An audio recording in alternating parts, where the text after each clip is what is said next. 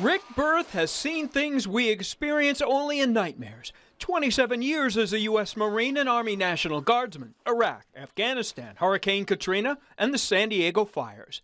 Rick says the years went by quickly, always busy, always moving around. But during his long miles of service and the things he saw, he, like many veterans, have to deal with an unwelcome reality: post-traumatic stress syndrome. Back stateside, Rick was edgy, quick-tempered, couldn't sleep, his mind unfocused but for the things that had happened to him. Things people don't understand unless they've done things Rick had to do in places people don't visit. Some of the things, I've seen and done over the years, you really don't think it, affects you, but yet it does. Not long ago, Rick heard about a Chicago area doctor who was offering shots to veterans that claimed to cure PTSD. Stellate ganglion block is injected into the neck nerves. It quells symptoms of anxiety and depression, most identified with PTSD sufferers. Hundreds of military vets and first responders have received the injection, with 80% of them claiming almost instant relief from PTSD symptoms. We present the paper in New York regarding 10 patients who were done under local anesthetic, that it worked in 30 minutes. The injection took away anxiety in 30 minutes. Well, Dr. Lipoff gave the block to someone with head and neck pain who also had PTSD, and his PTSD went away suddenly and dramatically. My goodness, what's going on here? He did it again.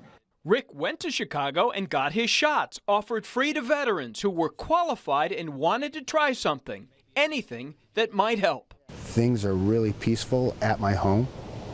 I've got two boys, one's 9 and one's 12, and they got their dad back. Even though they really didn't know who Dad was, what type of a person I was,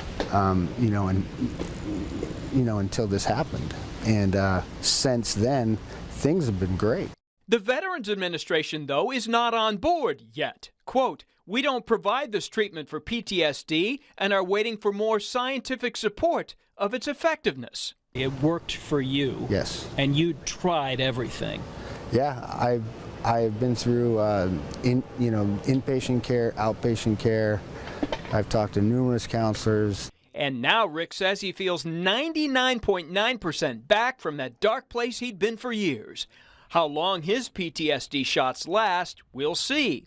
Rick says if he needs more down the road, he's all in. Walt Gray, ABC 10.